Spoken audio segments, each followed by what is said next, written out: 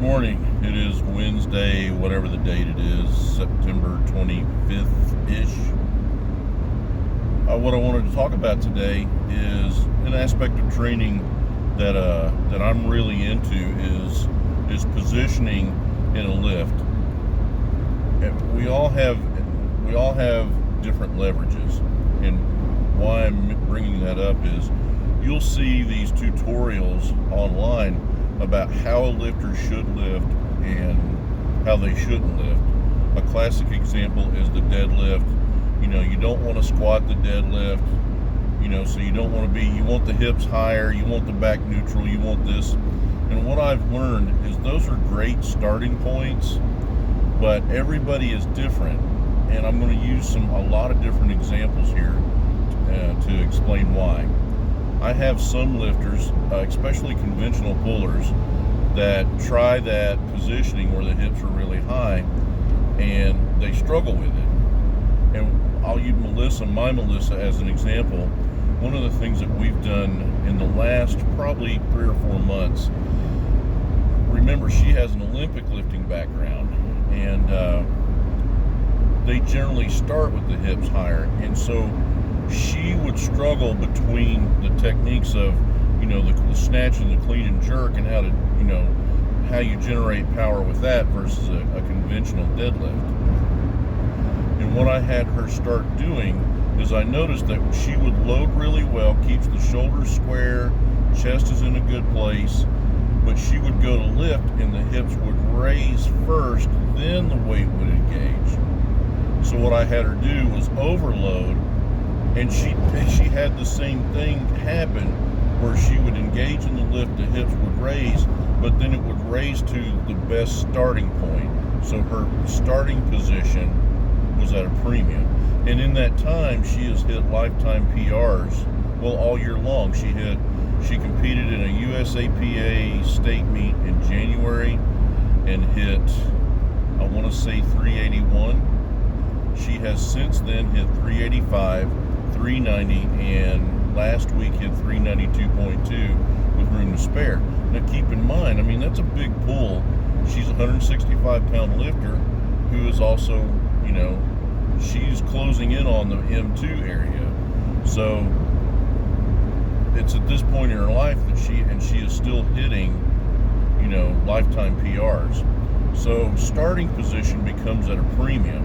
So I'm always careful and cautious when you see these tutorials about how you should lift or how your technique should be. I always go back to a friend of mine, Ricky Dale Crane, who always uses the words, and I don't know where he got it, but he always preaches form, style, and technique. Now, good technique is good technique, but everybody has their own form and certainly has their own style. And it could be, Ahmed and I are really big guys, but our leverages are so different. He is a much more comfortable sumo puller than I am, where I am much more about conventional. He's much more comfortable squatting with what I would consider a narrow stance, where I like to be wider. So everybody's different, and some of it is emotional and personality. It's just kind of what drives you and what you dig. So those things become vital. And I had a conversation with another lifter this morning, was talking about her starting position, and she's been using the hook grip, and you can always tell when their hands are getting better, because the transition when they load to the engaging of the pull gets better and better. And this was no exception this morning. And I'm watching, these lifts deloading, and the weights are light. But what I was telling her, it's not about how much weight you lift or how heavy. It's never, honestly, especially in competition, it's never about how much weight. That's a number that you got to have to win or hit a PR. Execution is the same. It doesn't matter if it's 50% or 101%. Execution is execution. There's no variance. You did it, you did not. And that's the bottom line. And that's why I like strength. That's why I like strength sports. There's no, we kind of, no. Did you lift the weight? Yes or no? And if the answer is yes, then you did it. Doesn't matter. Well, I only got 2 white lights. In the record book, in the results, that's a good lift. Did not. There is no in between. And that's why, as opposed to preaching weight, I always focus and preach about execution. And when you're deloading, and it's, if you do a deload 70, 60, 50%, which is a lot of times what I use, especially the week of a meet, if your form is impeccable, you got to understand that impeccable form is taught not at 100%, not out of the gate. It's taught at 50 and 60% when you're warming up. And a lot of your training percentages are, a majority of your training cycle is going to be between 70 and 90%. So when I see someone, especially at this point in the training cycle, where you're tired, where, you're ready to get the meet done, and this lifter is no exception. She's had to work, pretty hard, and like all of us, has a lot going on, and that's what the deload is for. It's active recovery, and it reinforces what's going to happen meet day.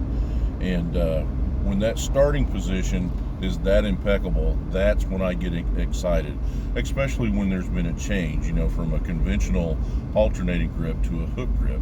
Because this is a meet that I'm excited about, because I'm eager for the results, but I'm eager for the training that's going to come after, knowing that we have improved on some things, and we've made some areas, we've brought some areas up that needed to be worked on. Execution is everything. It is never going to be about the weight. Really good lifters, you'll see them. When you see these, like Jennifer Milliken as an example, she squats a world record, and you go, man, that looked, she made it look easy.